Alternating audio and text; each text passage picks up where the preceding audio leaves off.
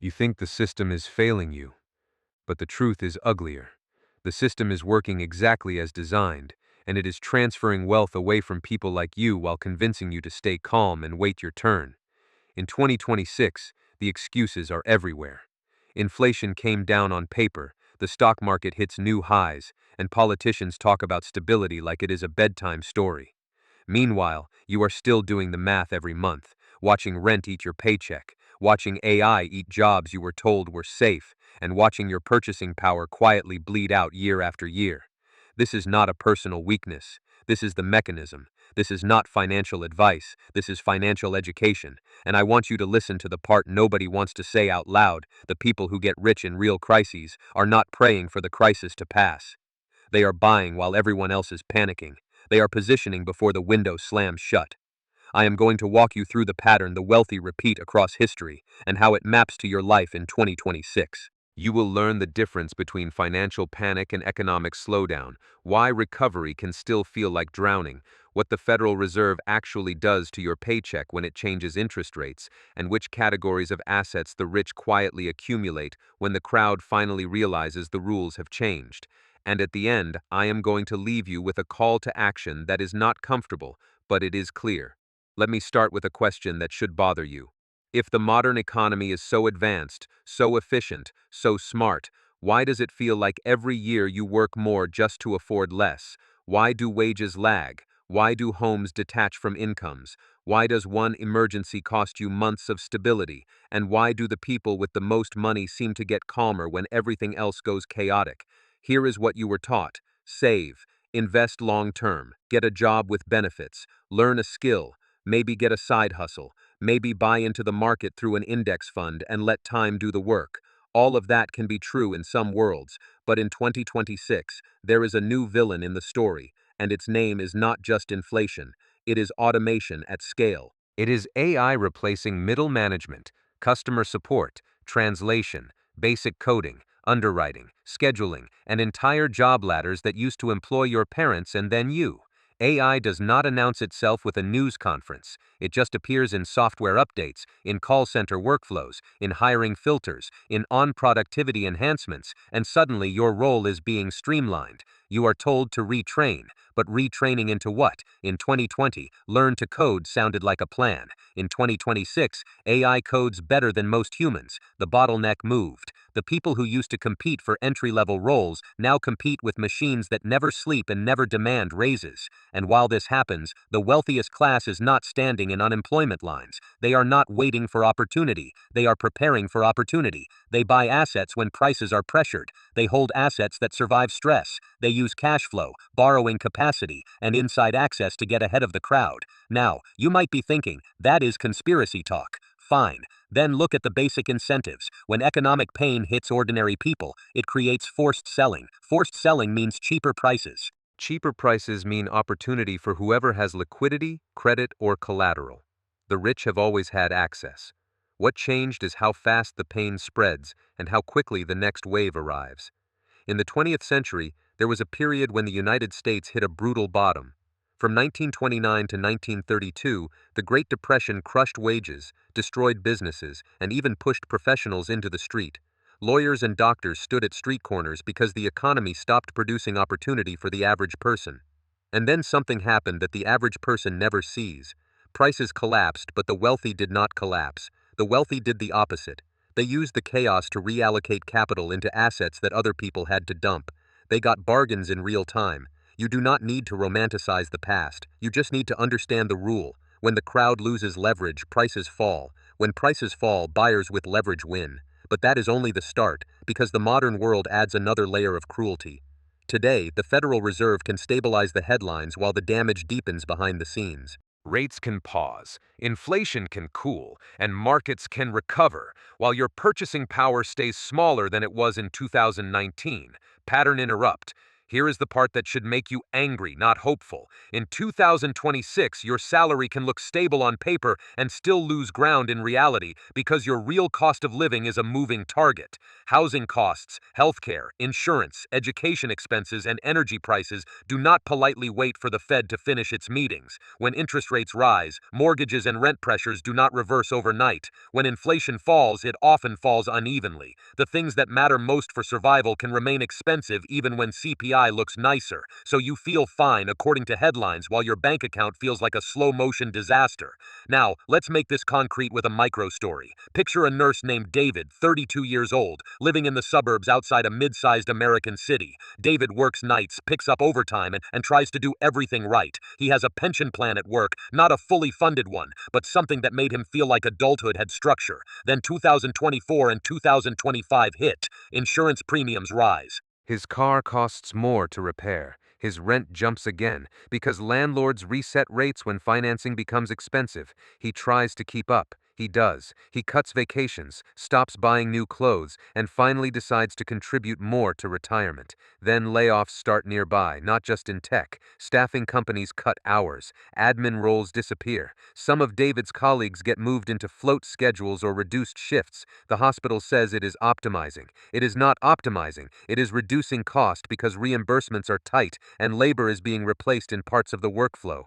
David looks at the stock market and sees it climbing. He tries to convince himself that the gains must eventually reach wages, but his wage growth does not catch up. The market can rise because asset owners buy with borrowed money, while workers buy with earnings. Borrowed money behaves differently than earned money, and David's retirement plan still has a problem. Underfunded pensions and delayed retirement ages are not theoretical anymore. The system is already straining. When the economy slows, it is the worker who feels it first. You are not stupid. You are not lazy. You were just never given the real playbook. Here is the next piece, and it matters because it explains why financial crisis and economic crisis are different beasts. A financial crisis happens when the financial system breaks down its ability to move money. Think of it like a bloodstream. Banks lend, businesses borrow, people buy homes on credit. When enough borrowers cannot repay, banks run low on cash and fear spreads. People panic and pull deposits. Institutions fail, not because every company suddenly becomes worthless, but because the plumbing freezes. That is what the world saw in 2008 with Lehman Brothers and other failures. The government could contain and backstop some parts of the system, but not by reversing reality, it by managing timing. An economic crisis happens when production outruns demand. When you have too much stuff relative to what people can afford, prices stop moving the way they should. Businesses stop selling and stop hiring. Unemployment rises. Then demand collapses further and the cycle tightens. In plain terms, financial crisis is about liquidity and leverage. Economic crisis is about consumption and ability to pay. Now, why does this matter in 2026? Because in your world, we are not only dealing with liquidity stress, we are dealing with a consumption slowdown. Household budgets are tight. Housing is unaffordable in much of the United States, the United Kingdom, Canada, and Australia. People delay moving. People delay buying cars. People delay having children. In some places, insurance costs and climate disruptions add another layer of fear. When people stop spending, it does not matter how many great earnings companies announce. The economy is still powered by millions of households deciding, quietly, to consume less. Pattern interrupt again. You may have heard that the recession is unlikely. Fine, but we have a bigger threat. Stagflation in the lived experience. Even when headline inflation declines, your purchasing power can remain damaged, your savings can remain eroded, your debt service costs can remain high, and the job market can become available only in the sense that gig work exists, not in the sense that stable careers exist. Now we are getting to the heart of how the wealthy treat downturns. When the economy weakens, you hear a lot of noise. People say the rich are lucky. People say the rich have insider info.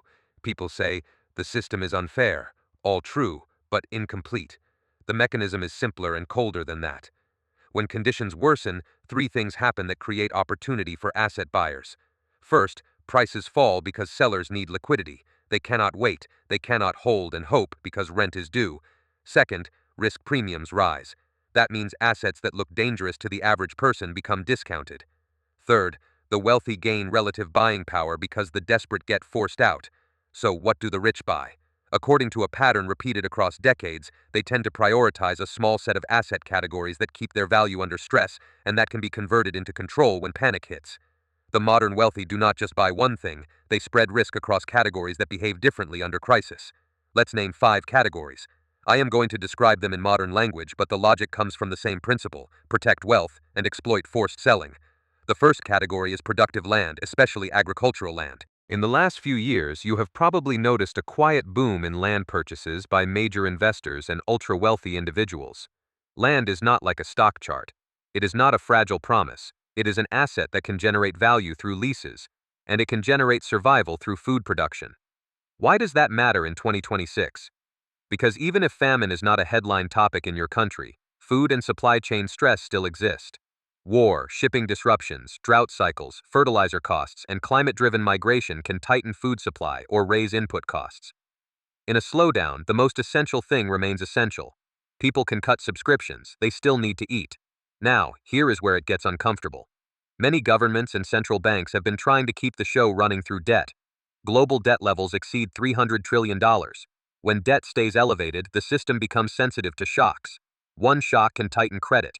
Credit tightening affects small businesses first, then wages, then consumption. When consumption falls, the world can enter an economic contraction where even essential goods become pressure points, not because they disappear, but because affordability breaks. So agricultural land becomes a hedge against both panic and delayed supply shocks.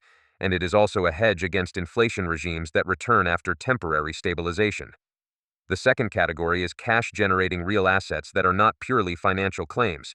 Think infrastructure, energy-related assets, and other tangible categories that can maintain relevance even when demand shifts. And yes, people will argue that this is just investing. But it is also about survival. In a downturn, you want assets that still have buyers or still have utility. Stocks can fall. Real assets can still be leased. The third category is precious metals, especially gold and silver. Gold is famous for one reason: it survives regimes. Paper money depends on trust. Gold depends on geology and physics. When confidence in institutions deteriorates, gold tends to become the pressure release valve people buy. In 2026, even if you do not personally fear a collapse, you should understand the psychology and the liquidity. In times of uncertainty, governments and large investors often increase gold exposure because it is globally recognized and relatively difficult to confiscate at scale without political cost. Pattern interrupt. You do not need to believe in a Hollywood-style monetary collapse to benefit from understanding the hedge logic. You only need to accept that governments can debase slowly, and central banks can change the rules while telling you everything is fine. The fourth category is what I will call public currency-like assets. For modern people, that often means Bitcoin and other scarce digital assets. The dark truth is not that Bitcoin is magic. The dark truth is that in every major crisis, humans search for assets that feel like escape routes from traditional systems. Bitcoin was marketed as decentralized freedom, but in 2026 you can watch how institutions changed the landscape. Institutional vehicles, regulated funds, and major financial players have moved in. Retail participation still exists, but the market structure is no longer a simple underground revolution. Does that mean the decentralized promise died? Not entirely. It means the game changed. When big money enters, liquidity deepens, but control concentrates. Here is the part you need to hear clearly. Many people chase Bitcoin like it is a lottery ticket, and then they panic when volatility hits. That is not the point I am making. The point is that Bitcoin behaves like a non-sovereign asset claim. It is not a bond, it is not a bank deposit. It is an ownership stake in scarcity.